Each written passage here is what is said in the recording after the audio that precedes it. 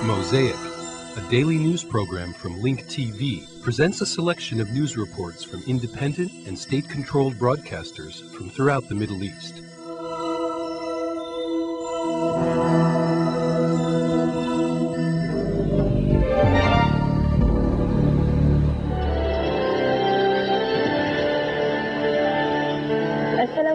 Peace be upon you and welcome to the News in Brief. The Saudi security forces dismantle a rally demanding reforms in the city of Jeddah, arresting about 50 demonstrators.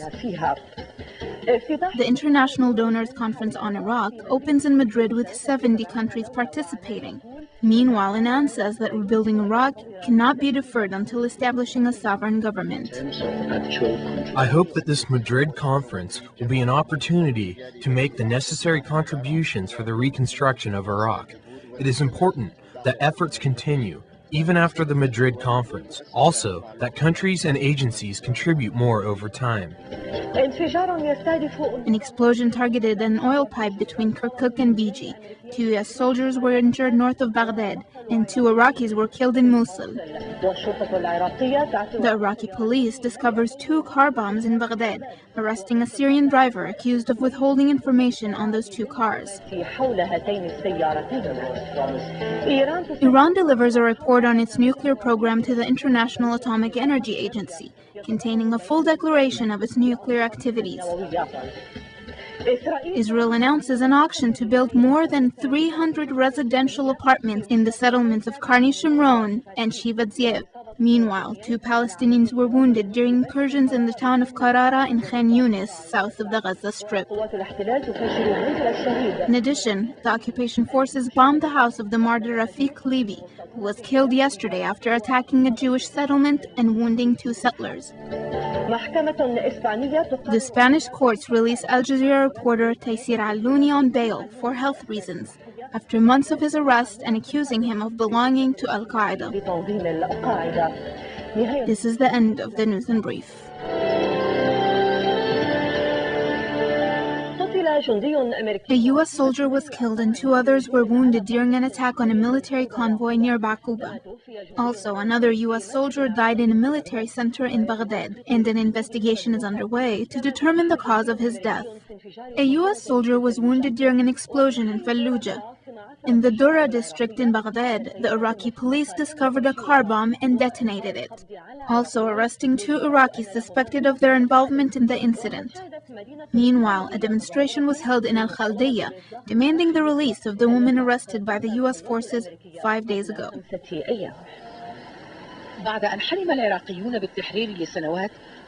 For years, the Iraqis have been dreaming of liberation.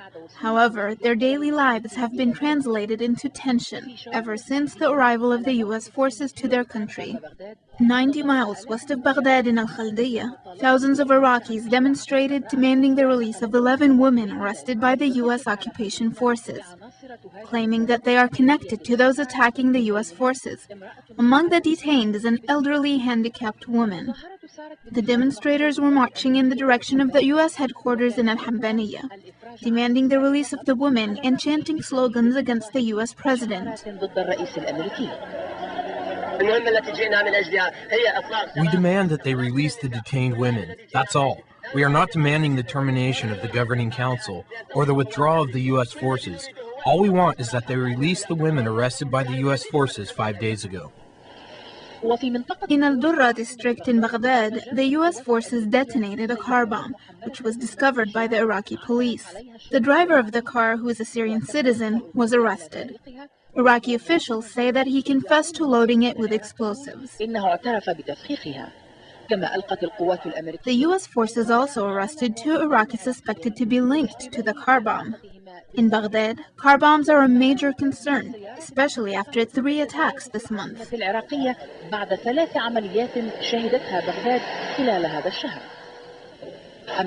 Meanwhile, tension overwhelms the country's towns and villages. Even women and children are not spared. In the village of Sumaydi, 7 people were injured in a mine explosion, most of them children. This village lies in what is now known as the dangerous Sunni Triangle, waging armed operations against the U.S. occupation forces. The situation in northern Iraq is the same. U.S. helicopters hovered over al-Mosul, killing 2 Iraqis. However, the reasons for the U.S. firing at them remain unknown. 2 U.S. soldiers were wounded during a bomb attack on a U.S. military convoy in al-Mosul. It is believed that the soldiers there are more fortunate since they are not under constant attack like their colleagues in Baghdad or in the Sunni triangle north and west of the Iraqi capital.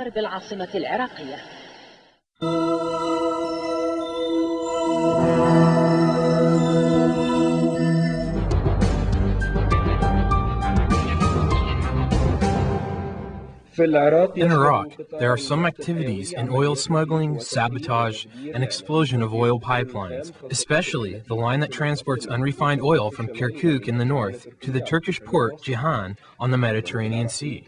In southern Iraq, there is an increase in oil smuggling operations, forcing the U.S. and British coalition forces to intensify their efforts in the Arab Gulf Sea to arrest those using small boats to smuggle oil to neighboring countries and then selling it in the international market.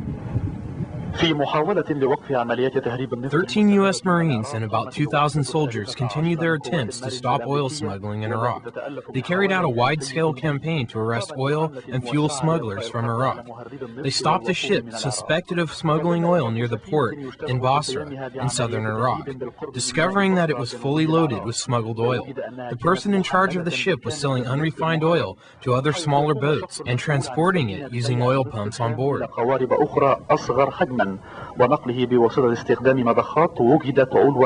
Smaller boats now have a role in smuggling oil outside of Iraq. The U.S. forces said that the latest mission is considered one part of an intense operation in the Arab Gulf to arrest smugglers, which led to the detention of 80 people in recent days, uncovering smuggling operations in cooperation with British and American forces and with the assistance of Iraqi individuals.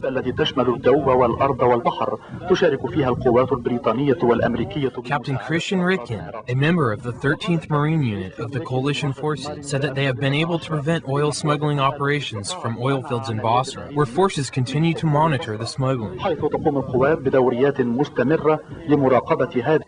The British Defense Minister recently confirmed that coalition forces captured 1,800 tons of smuggled Iraqi oil in an operation coordinated by the British Navy and the U.S. Coast Guard. They indicated that in the past few months, thousands of tons of Iraqi oil was smuggled. The British military authorities that occupy the southern part of the country said that the situation requires several months to stop the oil smuggling operations, which previously occurred with the consent of the ousted President Saddam Hussein, bypassing international sanctions which were imposed by the United Nations on Iraq.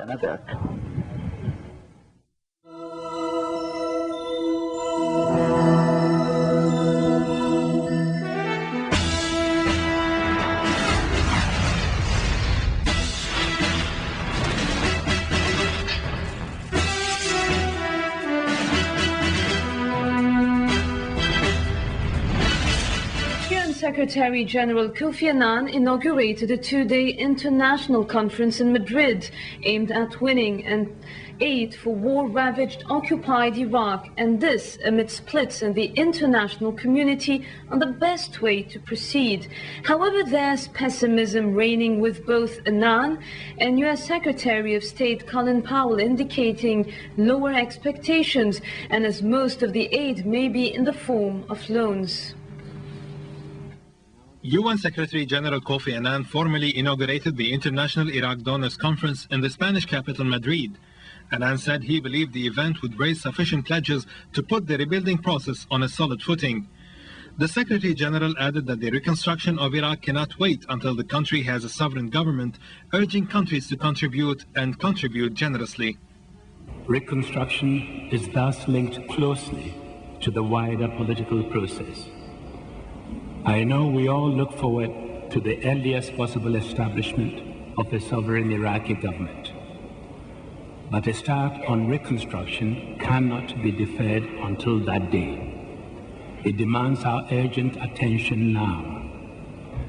I appeal to donors to give and give generously The two-day conference began with a meeting of some 300 private sector companies, comprising 134 from the European Union, 19 from the United States, and 25 from Iraq itself.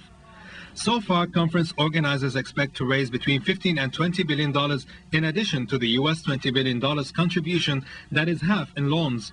But some major UN players, including Security Council permanent members France and Germany, are unconvinced that occupied Iraq is yet sufficiently stable to receive major cash pledges. For its part, Kuwait said it will propose generous aid to Iraq if the anti-war camp, particularly the Europeans, did not contribute further money to Iraq. The two-day meeting in Madrid is also being criticized by anti-war activists who say that the donors' conference is a cover-up to divide the spoils of the Arab country. At the Campo de los Naciones tomorrow and on Friday, they will be dividing the spoils. And everyone who was against the occupation and who was against war because it was waged for fictitious reasons and the weapons of mass destruction have never been found and will never be found should say no money for the occupation. Meanwhile, arguments rage on what proportion of aid takes the form of grants or loans, leaving it unclear how the conference intends to come close to its goals. World Bank economists estimate Iraq needs $36 billion for 2004 through 2007 and $9.3 billion for 2004 alone, but forecast it will have difficulty absorbing more than $6 billion annually. In addition to that, the so-called Coalition Provisional Authority estimates it requires a further $8.2 billion in 2004. But the fact that the oil sector falls within the U.S. occupation ambit is a source of concern to countries who did not back the conflict. The World Bank, which along with the United Nations will run the Donors Trust Fund in parallel with the U.S. Control Fund, warns it expects a significant contribution from the Iraq economy to the rebuilding process. That means ramping up oil production to inject some $14 billion annually into the equation if U.S. occupation forces were able to guarantee oil field security. Thousands of protesters poured into the streets of Sydney and Canberra to tell U.S. President George W. Bush they opposed his war in Iraq. Bush, wrapping up his six-nation Asian tour, is on a worldwide visit to Australia to thank his close ally, Australian Prime Minister John Howard, for helping in the US-led war on so-called terrorism. U.S. President George W. Bush thanked Australia on Thursday for sending troops to Iraq and Afghanistan to stand and fight alongside the United States. But this didn't appeal to all the MPs. 41 opposition lawmakers, including Green Party Bob Brown and Kerry Nettle, signed a letter criticizing Bush's war decision, saying the war was conducted on the basis of a clear and present danger in Iraq that did not exist. The relationship between America and Australia is vibrant and vital. Together we will meet the challenges and the perils of our own time. Today, Saddam's regime is gone, and no one... Senator Brown, I warn you, Senator Brown will excuse himself from the House. Instead of spending another $86 billion on armaments and on Iraq, give it to the children of the world so that they can get clean water, full bellies, and a school to go to. And then you'll get the respect of the world, Mr. Bush. Senator Brown, who was ordered out of Parliament along with Nettle for heckling Bush while giving his speech, also evoked the issue of the two Australians detained for 2 years at the US base in Guantanamo Bay without charge. This is a parliament disconnected from the people in the service of a visiting foreign head of state who does not respect this country. I have on my lapel the pictures of Mr. Hicks and Mr. Habib. They are two Australians. And the message to George Bush, because our Prime Minister is too obsequious to raise it, is to repatriate our Australians to our soil for justice, as you've repatriated your Americans from the torture centre in Guantanamo Bay. He says this speech, and if he's got feeling for human rights and justice, as he says, he will do something about having my husband returned back home. He's committed no crime being committed against him. As Bush arrived at the parliament, his entourage was greeted by several thousand noisy demonstrators who were banging drums and carrying signs that said, "Bush go home" and "Osama bin Bush." Protesters vowed not to let the heightened security or a ban on loudspeakers silence their protests against the U.S. war policy. I'm here today because I'm sick and tired of hearing what my country's been doing, and I'm really embarrassed by it, and I'm here to give him a very unwelcome. You're not welcome here, obviously, and you need to change your policies. Bush's 20-hour visit has triggered a massive security operation in the usually sleepy capital, with armed Air Force jets escorting him and patrolling the city's skies. But all the unprecedented measures taken by Australian authorities to bar the public from the national parliament did not work. Police encountered the anti-US protesters, arresting 3 of them. Throughout his Asian trip, the American president has encountered such demonstrators, what gave a worldwide evidence of the global opposition to the U.S. foreign policies. In a controversial memo issued by the U.S. Secretary of Defense, Donald Rumsfeld, he questioned how the United States can tell whether it is winning or losing its so-called war against terrorism, and whether the slow-to-change Defense Department is ill-suited to demands of waging such a war. Raising a pack of questions about the future of the U.S. flare-up wars, the U.S. Defense Secretary Donald Rumsfeld said in a recent memorandum, the United States faces a long, hard slug, asking if the U.S. is losing or winning its wars. He went on to ask whether the Defense Department was changing fast enough to deal with the new 21st century security environment, and pressed Pentagon officials to rethink strategy in the U.S. campaign against so-called terrorism. Rumsfeld admitted his impression that they have not yet made truly bold moves. The memo also raised the possibility of creating a new team or agency in the federal government, specifically to fight so-called terrorism worldwide. The memo, first reported in Wednesday's issues of USA Today, was sent last week to General Richard Myers, chairman of the Joint Chiefs of Staff, Deputy Defense Secretary Paul Wolfowitz, and others in the Defense Department. But there was a question who and why the memo was leaked. It came as Rumsfeld and other senior administration officials made a concerted effort to highlight progress U.S. forces and occupation authorities have made in occupied Iraq to offset what they see as a negative press coverage. Rumsfeld later said the memo was intended to prompt Pentagon leaders to look beyond Iraq and Afghanistan at the larger U.S. war. It said that, first of all, the entire memo was cast about the global war on terror.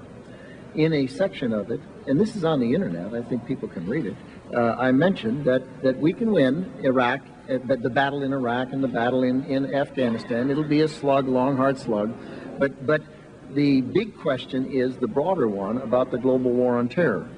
Rumsfeld described a mixed record in the U.S.-led battle against al-Qaeda, saying that U.S. has put considerable pressure on them, but nonetheless great many remain at large. He added that the U.S. had made progress in capturing or killing the top 55 Iraqis from toppled Saddam Hussein's government, but had had less success tracking down leaders of the Taliban in Afghanistan. U.S. officials tried to deflate any notion that Rumsfeld's memo reflected a deeper pessimism that he has expressed in public about the campaigns in Iraq and Afghanistan. But the memo could be grist for debates on Capitol Hill as lawmakers ponder how much to spend on Iraq and Afghanistan and how long to keep troops there. They have about the failure of their policies in Iraq so far. There can be no other description of those words than that. They acknowledge that they have not succeeded to date.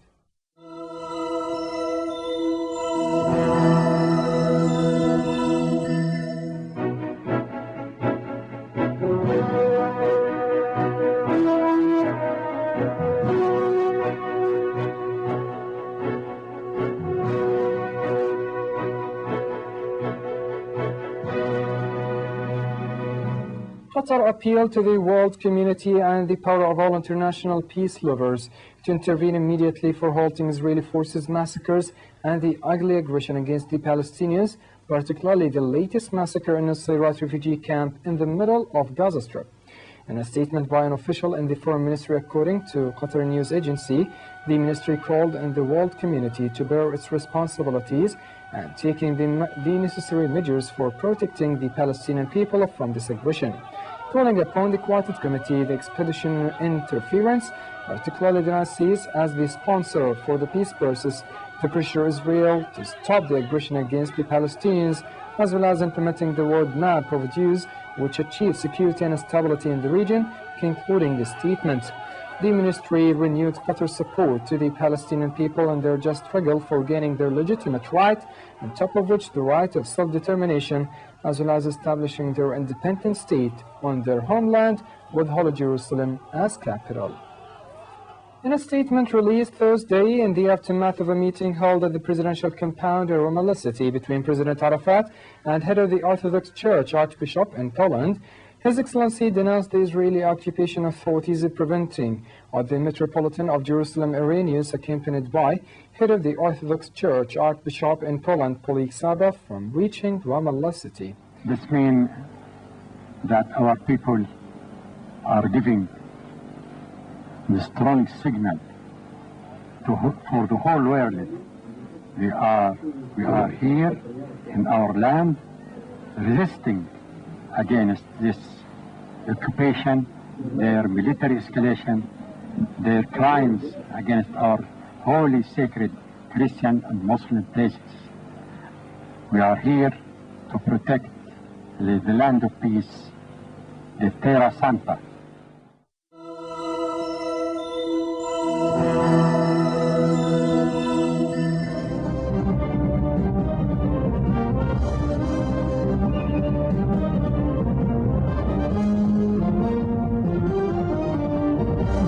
The Israeli Occupation Army breaks into several Palestinian cities and towns, killing 5 Palestinians and wounding more than 30 others. More in the following. 5 Palestinians were killed today and more than 20 others were arrested in a new Israeli wide-scale attack against the cities and towns of the West Bank. Israeli army shot and killed a Palestinian citizen in Hebron in an incursion today, during which one house was destroyed by Israeli troops and 6 Palestinians were arrested. Another Palestinian citizen was killed in Tel Ramadiyah in Hebron when Israeli soldiers opened fire at him following the wounding of 2 of their soldiers. In the city of Qalqilia, Israeli troops entered the town and killed a 3rd Palestinian, conducting a wide-scale arrest campaign. The Israeli attacks targeted the city of Ramallah, which witnessed violent clashes with Israeli soldiers yesterday, during which Palestinian citizens confronted Israeli soldiers who tried to break into Jamal Abdel Nasser Mosque in the city. 1 Palestinian was killed and 30 others were injured.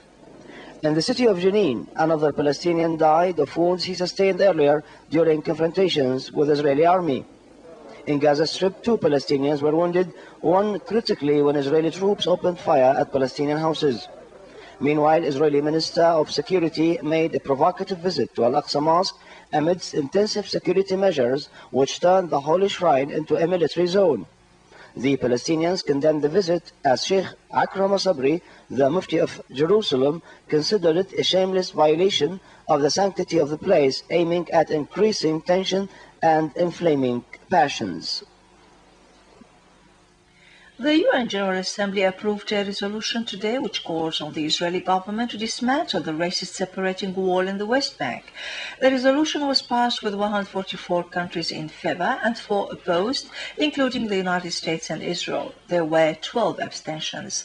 The resolution was welcomed by the European Union.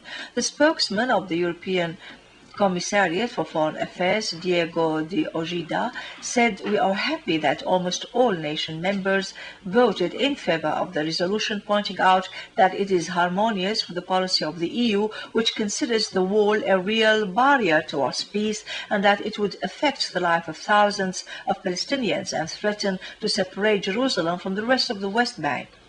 On its part, the Israeli government announced that it will reject the resolution and will never implement it. Israeli Minister of Trade and Industry, Ehud Olmert, said Israel will continue building the wall on the Palestinian territories.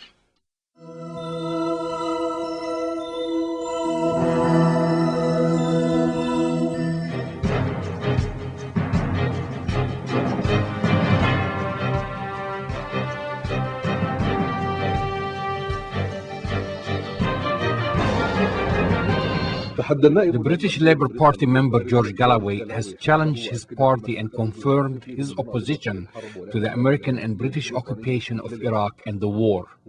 On the first day, he stood in front of the Labour's Party Disciplinary Committee. Galloway asked Prime Minister Tony Blair to apologize for freezing his membership in the party for his political positions. This is the man who dared to describe Bush and his ally Blair as two foxes attacking Iraq. He called on British troops not to obey their leader's orders to invade Iraq. That took place last March. However, despite freezing his membership in May of 2003, Galloway is still committed to his words. Now he's standing in front of the National Constitutional Committee, which is a disciplinary committee in charge of trying him for violating the party's rules. This may lead to his expulsion from the party after devoting 36 years of his life fighting for his principles. I would think it would be a mistake. Well, obviously I think it would be a mistake. People are welcoming the opposition to the Labour Party. Galloway expressed the opinions of millions of people in Britain and the rest of the world who are opposed to the war, including Kofi Annan, the Secretary General of the UN. They are not a minority. And Galloway is an expelled member of the party. Galloway's supporters say that the trial is not legal. Its objective is to silence millions of people who are opposed to Bush and Blair's desire to control the world by force. People from his electoral district in Scotland came to express their solidarity, saying that he is their voice in the House of Commons. Well, I don't know. Well, I don't know. I hope that they make the right decision and keep George Galloway in the Labour Party. The disciplinary committee, which is comprised of 11 members, listened to a number of politicians chosen by Galloway to prove that he not only expresses the opinion of the British people, but also the opinion of many nations in the world, including the Arabs. Among other allegations, Galloway is accused of calling on Arabs to resist the invading British forces in Iraq. George Galloway is a true advocate for Arabs in our difficult time. He put everything on the line, his reputation, history, and money, to defend the cause of justice that is important to the Arab nation. This is how history makes heroes. Those who hide from facts and keep on pandering to their seniors will be forgotten by history. No one knows the outcome of this trial yet, but everybody knows that this accused man is proud of his opposition to the war and the occupation, regardless of the consequences. A spokesman of the Labour Party claims that Galloway is being tried for violating the party rules, not because of his political opinions on Iraq. With this trial, Blair supporters in the Labour Party open a new front and put more salt in a deep wound which will not heal until the British soldiers leave Iraq. Amr Sultan, Al-Alam TV, in front of the building where Galloway's trial is taking place, London.